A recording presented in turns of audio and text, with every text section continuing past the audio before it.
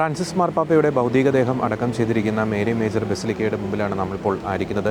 ഈ ഒരു സമയത്തും നമ്മൾ ബസിലിക്കയുടെ ഉള്ളിലേക്ക് പ്രവേശിച്ചപ്പോൾ കാണാൻ സാധിച്ചത് അഭൂതപൂർവമായിട്ടുള്ള ഒരു തിരക്കായിരുന്നു. ഈ ഒരു രാത്രി വൈകിയ വേളയിലും നിരവധി ജനങ്ങൾ ഈ ബസിലിക്കയിലേക്ക് എത്തി ഫ്രാൻസിസ് മാർപ്പാപ്പയുടെ ആ ഒരു കബറിടം കാണുന്നതിനും അതിനു മുന്നിൽ പ്രാർത്ഥനകൾ അർപ്പിക്കുന്നതിനുമായി നിരവധി ജനങ്ങളാണ് ഇവിടേക്ക് ഈ ഒരു സമയത്തും എത്തിക്കൊണ്ടിരുന്നത്.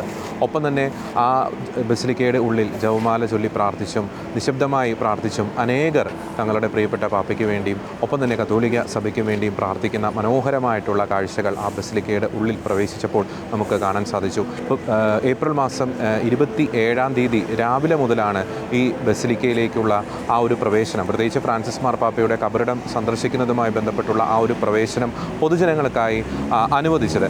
ഇന്ന് രാവിലെ മുതലുള്ള ആ ഒരു കണക്കനുസരിച്ച് ഏകദേശം 20,000-ത്തിലധികം വിശ്വാസികൾ ഈ ഒരു കബറിടം സന്ദർശിക്കുകയും ഫ്രാൻസിസ് മാർപ്പാപ്പയ്ക്ക് വേണ്ടി പ്രാർത്ഥനകൾ അർപ്പിക്കുകയും ചെയ്തതായി വത്തിക്കാൻ വ്യക്തമാക്കി. ഇന്ന് ഇവിടെ സംഭവിച്ച സുപ്രധാനമായിട്ടുള്ള ഒരു സംഭവം അല്ലെങ്കിൽ ഒരു ശുശ്രൂഷ എന്ന് പറയുന്നത് കോളേജ് ഓഫ് കാർഡിനൽസിലെ അംഗങ്ങൾ കാർഡിനൽസ് അവർ ഇവിടെ എത്തുകയും ഇവിടെ ഫ്രാൻസിസ് മാർപ്പാപ്പയ്ക്ക് ആദരാഞ്ജലികൾ അർപ്പിക്കുകയും അനുസ്മരണ പ്രാർത്ഥന നടത്തുകയും ചെയ്തു. ഈ ഒരു ബസിലിക്കയുടെ അഡ്ജറ്റൂർ ആർച്ച് പ്രീസ്റ്റായ കാർഡിനൽ ഒർലാൻഡോയാണ് ആ ശുശ്രൂഷകൾക്ക് നേതൃത്വം നൽകിയത്. തീർച്ചയായും രാത്രി വൈകിയ വേളയിലും ഈ ബസിലിക്കയ്ക്ക് ഉള്ളിലെ ആ ഒരു കാഴ്ച നമുക്ക് കാണാം. നിരവധി വിശ്വാസികൾ തങ്ങളുടെ പ്രിയപ്പെട്ട പാപ്പയോടുള്ള ആ ഒരു സ്നേഹത്തെ പ്രതി പാപ്പയുടെ ആ ഒരു കബറിടം കാണുവാനും അവിടെ പ്രാർത്ഥനകൾ അർപ്പിക്കുവാനും എത്തിക്കൊണ്ടിരിക്കുന്ന ആ മനോഹരമായിട്ടുള്ള ദൃശ്യങ്ങളിലേക്ക് നമുക്ക് പോകാം.